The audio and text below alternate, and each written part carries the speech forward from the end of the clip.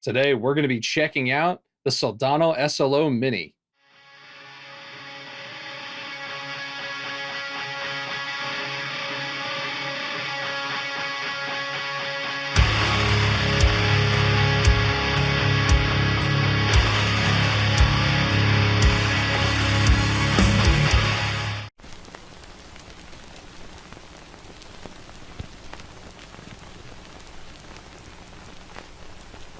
So, does the SLO Mini live up to the hype? Yes. In all seriousness, no, this thing is really, really great. I actually love it. I got a tone I loved immediately. I really wish something like this had existed years ago when I was playing guitar. I had terrible solid state amps and distortion pedals, and I was trying to get decent tones forever, and I just couldn't get the sounds I liked. And this thing sounds fantastic, especially for how cheap it is. I think they're like 250 bucks, and it rules. Like, not to oversell it, this thing sounds great. I would have been more than content back in the day having this as my regular amp and getting all of my tones out of this and playing along to, like Deathclock and Slayer and Mastodon and stuff when I was younger. This would have been absolutely perfect. So what is it exactly? Well, it's like a few of the other small kind of mini heads that have been coming out. It's a solid state, little tiny 30 watt kind of practice at home amp.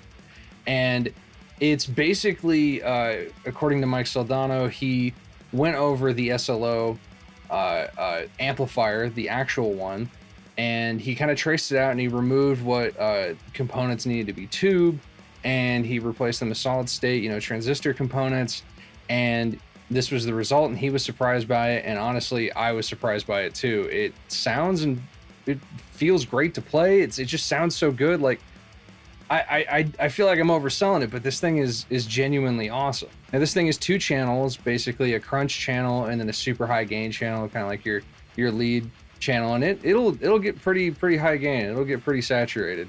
I tend to like the crunch channel and just kind of hitting that nice and hard. Have you ever 3-band EQ that they each share, a master volume, a presence, and then there is a switch that goes from like normal to deep. Personally, I think it doesn't sound that good on normal mode. I think it's too thin, but the deep mode really makes it. This thing sounds nice and big and thick. So much so you could even record with this and make this your own recording rig if you wanted, and I don't think many people would bat an eye at you.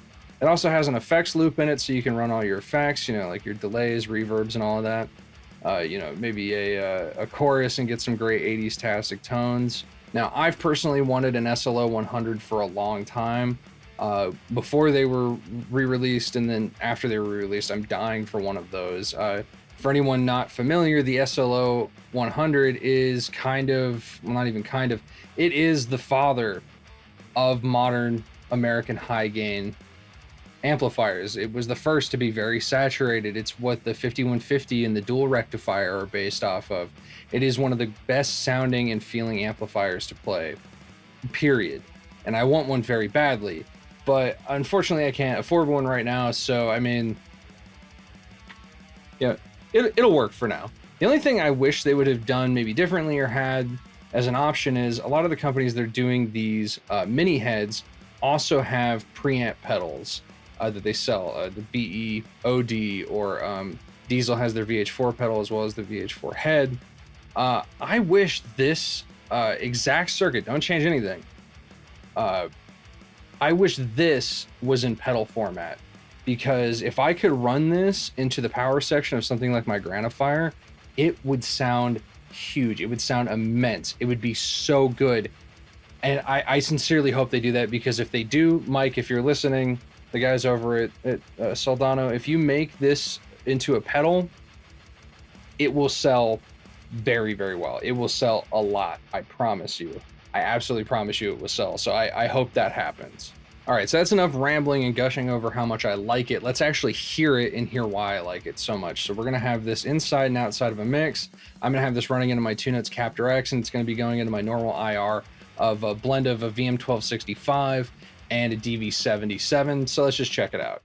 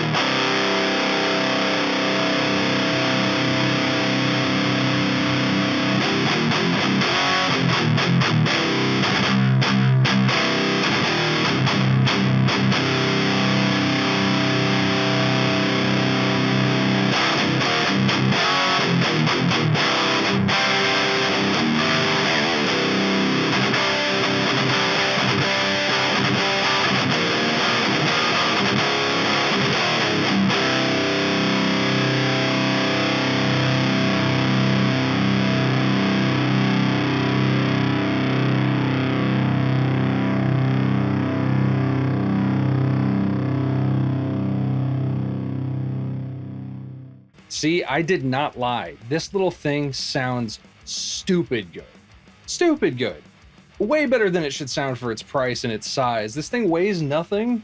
It costs almost nothing. I mean, it costs what a lot of not even boutique pedals cost. Like a mid to higher end pedal. Like, it's fantastic. I would have this as my practice amp. I would have this like if I were to go on tour, if I were ever actually in a band and touring. This would be a great like backstage warm-up amp. This is a great just at home, low volume. It sounds fantastic. You don't want to crank, a tube head kind of amplifier. It feels good to play. It sounds good. Like it's just fantastic. It's a fantastic amplifier. And for the price, you can't beat it. And I would definitely recommend trying it out and picking one up for yourself. I'm going to have a link down below if you want to check it out. Thanks for watching. Stay metal.